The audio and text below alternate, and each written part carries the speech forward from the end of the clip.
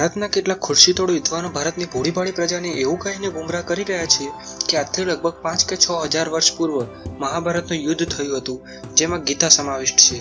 આજે આપણે કેટલાક પુસ્તકોના રેફરન્સ અને અન્ય જાણકારીથી આ વાતનું ખંડન કરીશું. કહેવાય છે કે અપરાધ કરનાર દરેક અપરાધી પોતાની પાછળ કોઈને કોઈ સબૂત છોડીને જ જાય છે. એવું જ કંઈક ગીતાની બાબતમાં પણ થયું. ગીતાનો લેખક પોતાના ઘરમાં બેસીને ગીતા લખી રહ્યો હતો. તે ગીતાના 18મા અધ્યાયની શ્લોક નંબર 70માં કૃષ્ણના મોંથી એવું કહેવડાવે છે કે અધ્યશ્યતે ચ ઇમમ ધમ્ય સંવાદ ભાવયો જ્ઞાન યજ્ઞેન તેના હમિષ્ટ શ્યામિતિ મે મતિ. અર્થાત, જે કોઈ અમારા બંનેના સંવાદરૂપી આ ધર્મને વાંચશે તો મારું માનવું છે કે તેનું આમ કરવાથી હું જ્ઞાન યજ્ઞ દ્વારા પૂજાયેલો ગણાઈશ. અહીંયા ગીતાકારે જે અધ્યશ્યતે શબ્દનો પ્રયોગ કર્યો ત્યાં જ તે પોતે પકડાઈ ગયો. બધા જ જાણે છે કે યુદ્ધના સમયે કૃષ્ણ અને અર્જુનની વચ્ચે મૌખિક વાર્તાલાપ થયો હતો અને મૌખિક વાર્તાલાપમાં અધ્યશ્યતે શબ્દનો પ્રયોગ રીતસર ખોટો છે. ગીતાકાર પોતે સ્વયં ભૂલી ગયો છે કે કૃષ્ણ અને અર્જુનનો વાર્તાલાપ મૌખિક છે, માટે અધ્યશ્યતેનો શબ્દ કરી બેઠો. અધ્યશ્યતે એટલે કે વાંચશે. વાંચશેનો અર્થ એ છે કે ગીતાકાર ઘરમાં જે પોથી લખી રહ્યા છે તેને ભવિષ્યમાં કોઈ વાંચશે. અથવા ગીતાનો સંબંધ વાસ્તવમાં કોઈ યુદ્ધથી ન હોય, ગીતાકારની ઘરમાં બેસેલી કરેલી કલ્પના માત્ર જ છે. કહેવાય છે કે કૃષ્ણએ તે વખતે સમયને પણ રોકી રાખ્યો હતો. અર્જુન અને કૃષ્ણ સિવાય બધું જ રોકાઈ ગયેલું હતું. તો પછી ગીતા લખી કોણે? ના કૃષ્ણએ, ના અર્જુને. તો આ ત્રીજો આવ્યો ક્યાંથી? ગીતાની રચના ક્યારે થઈ તેનું પ્રમાણ સ્વયં ગીતામાંથી જ મળી જાય છે. પ્રસિદ્ધ ઇતિહાસકાર ધર્માનંદ કૌસંબીએ શોધ કરીને સાબિત કરી બતાવ્યું છે કે બાલાદિત્ય રાજાના રાજ્યકાળમાં 5મી શતાબ્દીમાં વાદરાયણ અથવા તેના કોઈ અનામી અજ્ઞાત શિષ્યએ આની રચના કરી. ગીતાની ભાષામાં 500 ઈસવીસન પૂર્વવાળી નથી. આ ભાષા વધારે પડતી આધુનિક સંસ્કૃત જેવી છે અને તે કાલિદાસની વધારે નજીક છે. તેમાં બૌદ્ધ દર્શનના નિર્વાણ આદિ શબ્દનો પણ પ્રયોગ કરેલો છે. તે ઉપરથી સ્પષ્ટ થાય છે કે તે બુદ્ધ બાદની રચના છે. ગીતાનો સમય સુનિશ્ચિત કરવામાં સ્વયં ગીતા સારી એવી મદદગાર સાબિત થાય છે.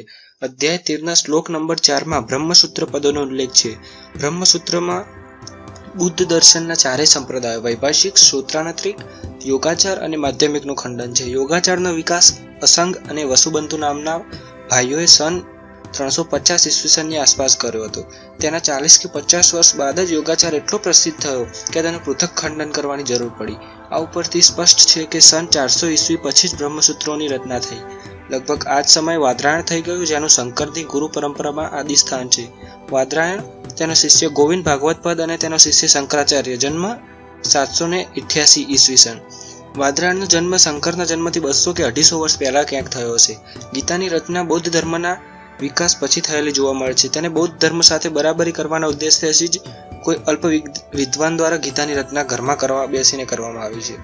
5મી શતાબ્દી આસપાસ બૌદ્ધ ધર્મ ઉચ્ચ શિખર પર હતો. તે સમયના વર્ણાશ્રમ ધર્મના બરાબરીમાં બૌદ્ધ ધર્મ શ્રેષ્ઠ મનાતો હતો. જે ગંદકી, દલદલ, અનૈતિકતા તથા અંધવિશ્વાસ વૈદિક ધર્મમાં હતા તે બધાથી બૌદ્ધ ધર્મ મુક્ત હતો. તેથી બધા દલદલ છોડીને બરાબરીવાળો બૌદ્ધ ધર્મ અંગીકાર કરતા હતા. આ ધર્મ પરિવર્તનને રોકવાનો ગીતાકારનો મૂળ ઉદ્દેશ હતો.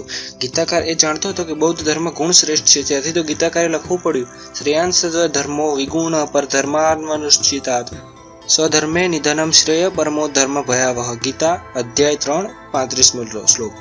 અર્થાત સારી રીતે આચરણમાં લેવાયેલ બીજાના ધર્મથી ગુણ રહિત પણ પોતાનો ધર્મ અતિ ઉત્તમ છે. પોતાના ધર્મમાં મરવું કલ્યાણકારક છે અને બીજાનો ધર્મ ભય આપવાવાળો છે. ગીતાકાર એટલો ડરેલો છે કે ગીતાના આ જ શ્લોકને ઉલટફેર કરીને ગીતાના અધ્યાય 18ના શ્લોકના નંબર 47માં આ જ વાતને ફરી દોહરાવી. શ્રેયાન સ્વધર્મ વિગુણ પર ધર્માનુષ્ઠિતાત સ્વભાવ નિયતમ કરેમ કુર્વનાત્પતિ કિલ્બિષમ. અર્થાત સારી રીતે આચરણ કરવામાં આવેલા બીજાના ધર્મ કરતાં પણ ગુણ રહિત આપણો ધર્મ શ્રેષ્ઠ છે, કેમ કે સ્વભાવથી નિયત કરાયેલા સ્વધર્મ રૂપ કર્મ કરતા મનુષ્ય પાપને પ્રાપ્ત નથી થતો. આ બંને શ્લોકો પર વિચારીએ તો માલુમ પડે છે કે જો માની લેવામાં આવે કે સૃષ્ટિનો સૌથી જૂનો ધર્મ હિન્દુ, તો પછી કૃષ્ણએ આ શ્લોકમાં કયા બીજા ધર્મની વાત કરી? જો હિન્દુ ધર્મ સારો છે તો અર્જુનને આ સમજાવવાની જરૂર શું પડી? ડૉક્ટર શ્રીરામ આર્ય ગીતાના વિવેચનમાં લખે છે કે ગીતાની રચના એ પ્રગટ કરે છે કે તે અન્ય શાસ્ત્રોમાંથી ચોરી કરીને બનાવેલી પુસ્તક છે. ગીતાકારે જે પણ સામગ્રી મહાભારત, મનુસ્મૃતિ તથા ઉપનિષદો અને બૌદ્ધ સાહિત્યમાંથી લીધેલી છે તેને તોડી મરોડીને તથા તેમાં ભેળસેળ કરીને ઉપલબ્ધ કરાવાય છે. ગીતામાં નિર્વાણ શબ્દ બૌદ્ધ ધર્મમાંથી લેવામાં આવે છે, કેમ કે વેદો બ્રાહ્મણ ગ્રંથો તથા ઉપનિષદોમાં નિર્વાણ શબ્દ ક્યાંય નથી. પ્રસિદ્ધ આલોચક તથા સંસ્કૃત સાહિત્યના મર્મજ્ઞ ડોક્ટર સુરેન્દ્ર અજ્ઞાત ભગવદ્ ગીતાની બાબતમાં લખે છે કે ગીતાનો રત્નાકર ના તો સંસ્કૃત વ્યાકરણનો પૂરો જાણકાર હતો અને ના તો તેને વેદો અને બીજા ધર્મ તથા દર્શ સિદ્ધાંતોનું ઠીકથી જ્ઞાન હતું.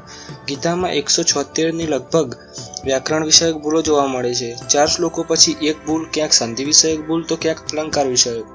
અતઃ તે નિર્વિવાદ છે કે ગીતા ના તો કૃષ્ણની રચના છે, ના વ્યાસ અને ના કોઈ વિદ્વાનની. આ કોઈ કામ ચલાવની રચના છે કે જે વેદ, દર્શન અને સંસ્કૃતોનો જ્ઞાતા પણ નથી. આ પ્રકારે નિસંદેહ રૂપથી આ બાબત પ્રમાણિત થાય છે કે ગીતા કૃષ્ણ દ્વારા રચાયેલ નથી કે ના કોઈ કૃષ્ણનો તેમાં ઉપદેશ છે. તેના રચનાકારે ઉપનિષદ, મનુસ્મૃતિ, મહાભારત અને બૌદ્ધ વાંગ્મયમાંથી સામગ્રી લઈને તેને તોડી મરોડીને તેમાં મિલાવટ કરીને તેને વર્તમાન સ્વરૂપે પ્રસ્તુત કરે છે.